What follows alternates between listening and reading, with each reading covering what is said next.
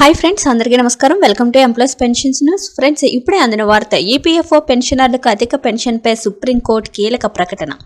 వివరాలైతే వీడియోలో తెలుసుకుందాం. వీడియోని ఎక్కడ స్కిప్ చేయకుండా కంప్లీట్గా చూడండి. వీడియోని చూస్తున్నారు కానీ మన ఛానల్ సబ్స్క్రైబ్ చేసుకోవడం మాత్రం మర్చిపోతున్నారు. ఫ్రెండ్స్, దయచేసి సబ్స్క్రైబ్ చేసుకోండి. అదేవిధంగా లైక్ చేసినట్లయితే మరింత మందికి సమాచారం చేరుకుంటుంది. ఇంకా లేట్ చేయకుండా వివరాల్లోకి అయితే వెళ్ళిపోదాం. అధిక పెన్షన్ కోసం ఎదురు చూస్తున్న విశ్రాంత ఉద్యోగుల ఆశలు ఎంతకీ నెరవేరడం లేదు.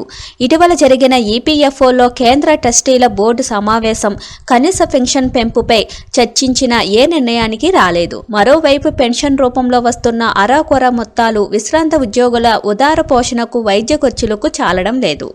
ఉద్యోగుల పెన్షన్ పథకం కింద ఉద్యోగులు అధిక పెన్షన్కు అర్హులున్న సుప్రీంకోర్టు తీర్పు వృద్ధులైన విశ్రాంత ఉద్యోగులకు ఆశాదీపమైంది. కానీ వారి కలలు ఎందుకు నెరవేరకపోవడమే బాధాకరం. అధిక పెన్షన్ కోసం దరఖాస్తు చేసుకున్న వారిలో కనీసం సగం మందికైనా చెల్లింపులు జరపాలంటే 1,86,920 కోట్లు కావాలని ఇటీవల ఢిల్లీలోని జరిగిన 237వ ఉద్యోగుల భవిష్య నిధి సంస్థ ట్రస్టీల బోర్డుకు ఈపీఎఫ్ఓ తెలిపింది. సుప్రీంకోర్టు తీర్పు వెలువడి 27 నెలలు గడిచినా అర్హులకు అధిక పెన్షన్ అందే పరిస్థితులు కనిపించడం లేదు. అధిక పెన్షన్ కోసం ఈపీఎఫ్ఓకి మొత్తం 17.49 లక్షల మంది దరఖాస్తు చేసుకున్నారు. వాటిలో 5.05 లక్షల దరఖాస్తులను ఈపీఎఫ్ఓ తిరస్కరించింది. దిద్దుబాట్లు చేయాలంటూ 3.92 లక్షల ఆర్జీలను తిప్పి పంపింది. ప్రస్తుతం 1.92 లక్షల దరఖాస్తులను పరిశీలిస్తున్నట్లు చెబుతుంది.